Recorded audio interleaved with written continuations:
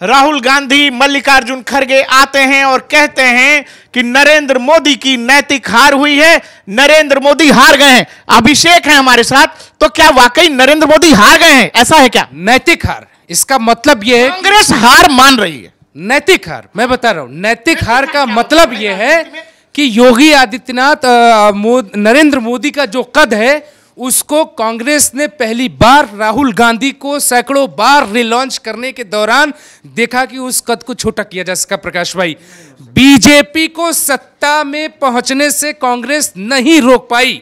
राहुल गांधी को मैंने अपने पत्रकारिता के करियर में चुनाव के बाद पहली बार मुस्कुराते हुए देखा। शायद ये कांग्रेस की सफलता हो।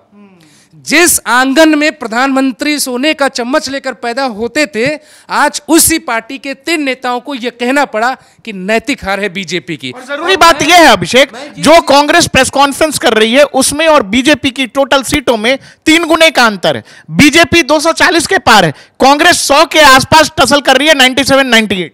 देखिए, सुबह तक तमाम तरह की भ्रामक खबरें चल रही थी और बहुत से लोग उसका शिकार थे कि नरेंद्र मोदी शायद प्रधानमंत्री न बने, लेकिन ऐसी कोई वजह नहीं है कि नरेंद्र मोदी प्रधानमंत्री नहीं बनेंगे। संवैधानिक ताकतें और संविधान ये साफ कहता है कि नरेंद्र मोदी को ही इनवाइट किया जाएगा सरकार बनाने के लिए।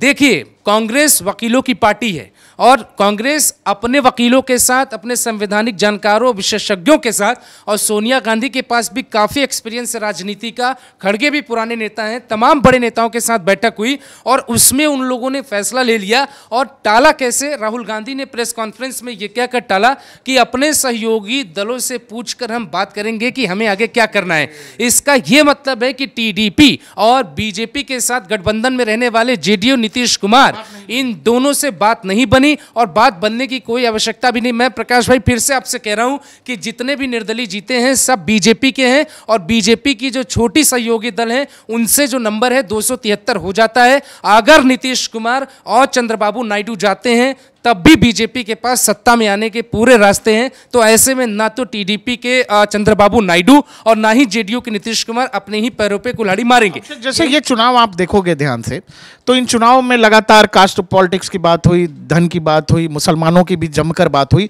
और ऐसा बताया गया कि भाई देश का लोकतंत्र, संविधान खतरे में। कुछ ऐसा ही नैरेटिव 2004 में भी बनाने की कोशिश की गई थी। अगर 2004 का चुनाव आप याद करेंगे तो बीजेपी और कांग्रेस के बीच सीटों का अंतर बहुत मामूली सा था और यहां सीटों का अंतर बहुत ज्यादा है।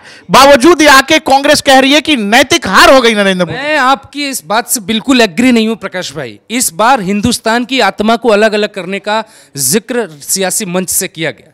इस बार अमृतपाल जीत जाते, इस बार इंजीनियर राशिद, जिसको आतंकी संगठनों को फंड देने का आरोप लगा है, वो जीत जाता है। इस बार इंदिरा गांधी के हत्यारे का बेटा चुनाव जीत जाता है। इस बार हिंदुस्तान की आत्मा को या तो सही से समझा नहीं गया या तो फिर से पुनर्विचार करने की जरूरत है कि क्या हम जिस नए भारत की बात कर रहे हैं उस ये नया भारत वही है।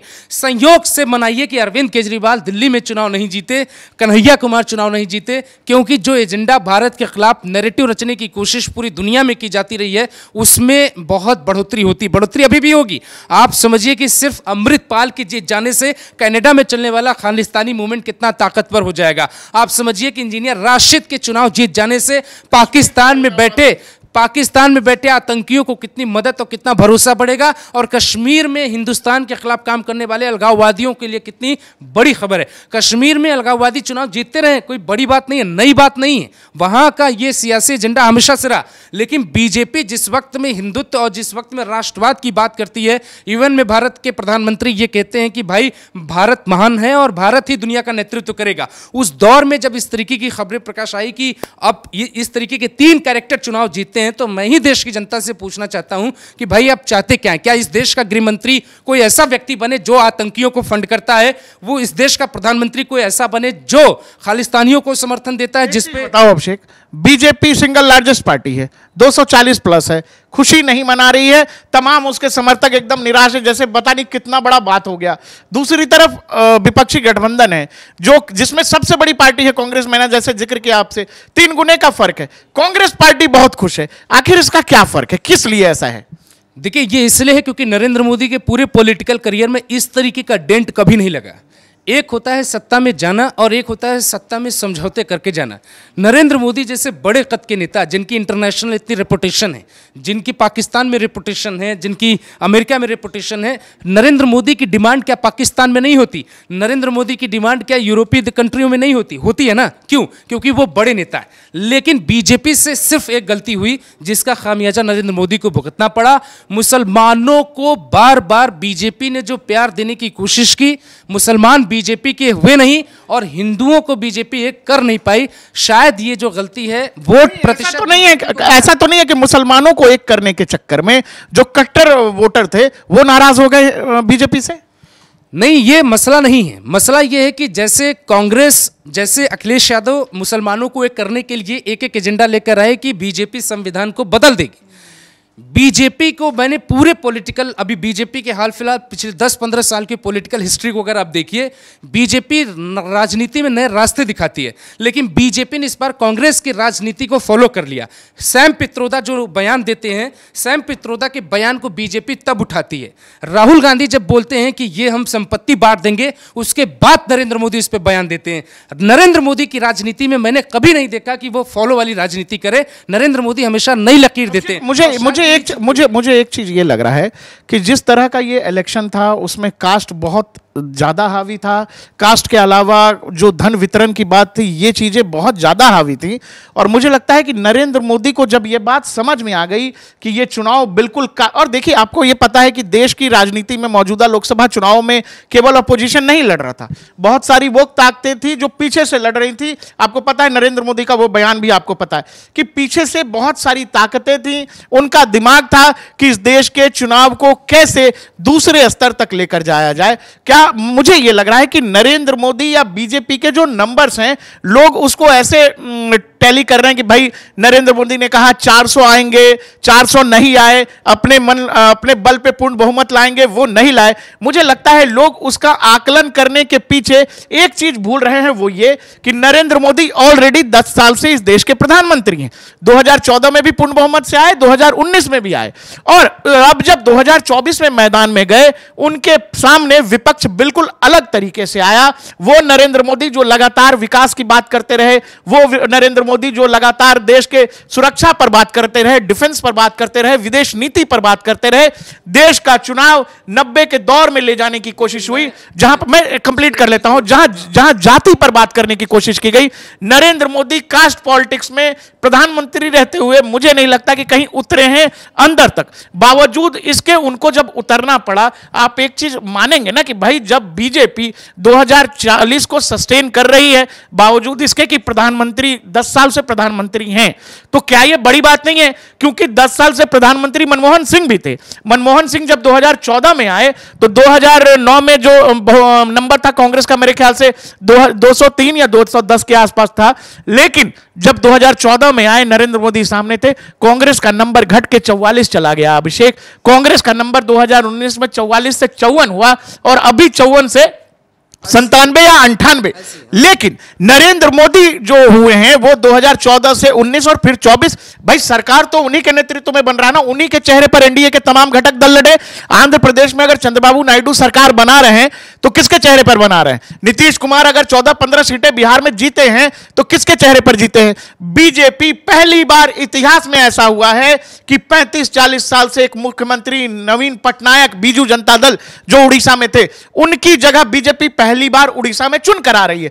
तो सवाल है कि ऐसी बात तो नहीं है कि बीजेपी के जो समर्थक हैं या जो इन चुनावों का आकलन कर रहे हैं वो उस 400 के पैरामीटर को ध्यान में रखकर कर रहे हैं, बावजूद इसके कि भाई 10 साल से कोई आदमी प्रधानमंत्री है। ये आंकड़ा 150 तक जा सकता था अभिषेक, ये आंकड़ा 130 तक जा सकता था, जो अटल आडवाणी के साथ 2004 में हो गया था। सेम पॉलिटिक्स थी, सभी विपक्षी दल एक साथ आकर के खड़े हो गए थे और कर दिया था 2004, श्राइनिंग इंडिया धड़ाम हो गया था। लेकिन बावजूद नरेंद्र मोदी, मुझे लगता है पहले फेज के बाद इस चुनाव को भांप गए। और अभी देखिए, एक दिन पहले नरेंद्र मोदी किनसे मिले हैं? नीतीश कुमार को बुलाकर पीएमओ हाउस में मिले हैं।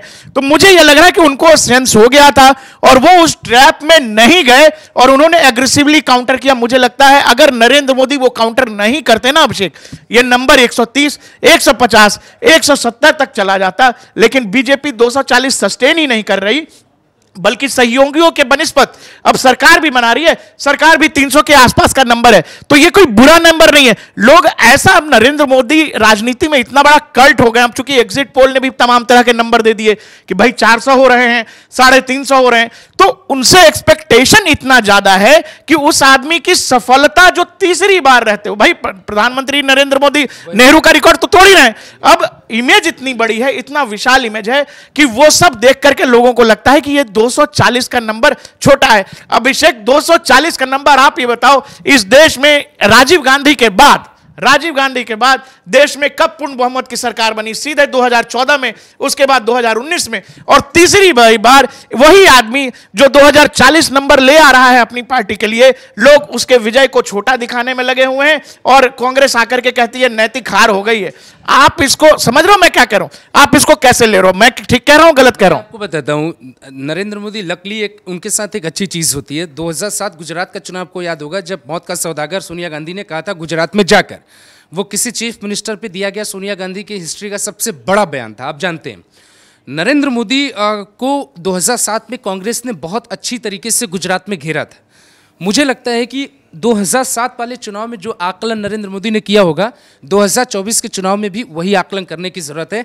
अगर इस देश में जातिगत आरक्षण का मुद्दा है तो अगले चुनाव में नहीं रहेगा। अगर इस देश में संविधान का इशू है तो अगले चुनाव में प्रकाश भाई नहीं रहेगा। ये दोनों इशू जो विपक्ष के हैं वो काम तो आए, लेकिन इतने काम नहीं आए कि आपको सत्ता मिले, और ये दोनों इशू बीजेपी अगले 5 सालों में खत्म कर देगी, और ये खत्म करके ही नरेंद्र मोदी सत्ता छोड़ेंगे और बीजेपी का दूसरा चेहरा दावेदारी ठोकेगा कि हमारी सरकार आएगी। मुझे लगता है कि अगर ये कामयाब हो जाता एजेंडा, क्योंकि बीजेपी इस बात को समझ गई, अब विधानसभा चुनावों में भी बीजेपी की परेशानी बढ़ेगी संविधान वाले इशू पे। अगर बीजेपी कुछ बड़ा नहीं करती है तो संविधान के चक्कर में बीजेपी विधानसभा में भी गिरेगी। इसीलिए बीजेपी जो पीओके, बीजेपी जो बड़े मसले देख रही थी, अभी राजनीति देखिए, आप पीओके तभी ला पाएंगे जब आप सत्ता में रहेंगे, आपके पास ताकत होगी तभी तो लाएंगे। अब बीजेपी ये कोशिश करेगी कि उन एजेंडों को खत्म किया जाए, इसीलिए साल 2027 इस देश के लिए बहुत इंपॉर्टेंट है, और उसके पहले विपक्ष ने नरेंद्र मोदी की आंख खोल दी। तो अब जो होने वाला है, अब लोग कहेंगे कि लोकतंत्र की हत्या हो रही है, क्या हो रही है, अब उसकी परवाह सरकार नहीं करने वाली है। सरकार कुछ ऐसे फैसले लेगी जिसके बाद देश भर में भूचाल आएगा, और यह दावे के साथ कह सकता हूं कि अगला 5 साल इस देश में शांत नहीं रहने वाला है। नरेंद्र मोदी के एक्शन से बहुत शोर मचने वाला है, और मीडिया में तमाम खबरें चलेंगी, आप देखिएगा कि इनको जेल भेज दिया, इनको यहां भेज दिया, ये फैसले ले लिए, ये संविधान इधर संविधान में ये जोड़ दिया गया। क्यों इसकी जरूरत पड़ेगी प्रकाश भाई? वो इसलिए पड़ेगी कि जब इंदिरा गांधी की सरकार होती है तो देश में क्या जरूरत थी क्षेत्रव्य संशोधन में 2 शब्दों को जोड़ देने की, जब आप वहां संविधान को किसने बदला? देखिए नैरेटिव कैसे रचा गया नरेंद्र मोदी के खिलाफ, संविधान में कैसे 2 शब्द जोड़े गए। जोड़ा किसने? इंदिरा गांधी ने, कांग्रेस ने। ज्यादातर संशोधन किसने किए? कांग्रेस ने किए। नैरेटिव कैसे गढ़ा? देश में सबसे ज्यादा राज्य सरकारों को बर्खास्त करने वाली कांग्रेस है। 50 से ज्यादा राज्य सरकारों को कांग्रेस ने बर्खास्त किया, लेकिन आरोप नरेंद्र मोदी पे कि वो हिटलर है। प्रकाश भाई, सबसे बेसिक बात आप ये समझिए कि संविधान की जो कहते हैं संविधान की आत्मा, प्रस्तावना में 2 शब्द जोड़े, कांग्रेस ने जोड़े, लेकिन नरेंद्र मोदी के खिलाफ, नरेंद्र मोदी खुद ओबीसी का एक बहुत बड़ा चेहरा है, लेकिन उनके खिलाफ ये प्रोपेगेंडा चलाया गया कि वो ओबीसी का आरक्षण छीनेंगे। तो ये जो काम किया गया इसमें कि संविधान का डर दिखा कि वो काम तो आया, नरेंद्र मोदी की छवि को डेंट हुआ, लेकिन सत्ता नहीं मिली। और वो सत्ता नहीं मिली, इसकी जो स्वीकार्यता है वो राहुल गांधी और खड़गे आकर उस चीज़ को स्वीकार के चले गए हैं। मुझे कहीं से कहीं तक नहीं लगता है नीतीश कुमार रहें या टीडीपी आए जाए, ये सब राजनीतिक कयासबाजी है। जो मेरी समझ है प्रकाश भाई, बीजेपी सरकार बना रही है, और ओथ सेरेमनी इस बार जल्दी होगा क्योंकि उनको इटली जाना है, और काम वैसे ही होगा जैसे हो रहा था। क्योंकि जो लोग कह रहे हैं कि राज्यसभा में बीजेपी के नंबर कम हो जाएंगे, वो नंबर कम होने में 2 साल लगेंगे। तो 2 साल बीजेपी के पास फुल फॉर्म वीरेंद्र सहवाग वाला स्टाइल से बैटिंग करने का मौका है। आइए चौके छक्के मारिए, 2 साल बाद देखा जाएगा कि राज्यसभा में सांसद कितने आते हैं। जैसा अभिषेक कह रहा था कि बीजेपी को लेकर और नरेंद्र मोदी या इवन योगी आदित्यनाथ की जब भी बात होती है तो लोग लार्जर देन लाइफ वाली इमेज करते हैं कि भाई योगी जी विराट, मोदी जी विराट। लेकिन आप जब ये नंबर्स देखेंगे दोस्तों, तो जो मैं बीजेपी के जो समर्थक है उनका मोरल थोड़ा हाई हो जाना चाहिए। इसीलिए हाई हो जाना चाहिए भाई, क्योंकि 2 बार कोई सरकार सरकार रही है वो तीसरे बार अपने पॉलिसीज के साथ गई है। ये इलेक्शन बिल्कुल उन मुद्दों पर चला गया जो आमतौर पे राष्ट्रीय नेता, भाई विपक्ष के सबसे बड़े नेता राहुल गांधी 90s के पॉलिटिक्स में लेकर के देश को चले गए, तो मजबूरी थी कि नरेंद्र मोदी को उस पिच पर आना पड़ा और वो बात करनी पड़ी। लेकिन सबसे जरूरी बात यही है कि नरेंद्र मोदी तीसरी बार लगातार देश के प्रधानमंत्री पद की शपथ लेने जा रहे हैं। विपक्ष की सबसे बड़ी पार्टी कांग्रेस आकर के प्रेस कॉन्फ्रेंस में हार मान चुकी है और सच यही है कि यहां से भी राहुल गांधी पार्टी को 56 से 99 तक ही ले पाए हैं। राहुल गांधी अपनी पार्टी को 56 से 150 या 200 नहीं कर पाए हैं, जबकि नरेंद्र मोदी को नुकसान, मैं कह रहा हूं नरेंद्र मोदी को नुकसान, मैंने आपसे बताया कि 150 भी हो सकता था, लेकिन नुकसान वो 50-40 सीटों का है।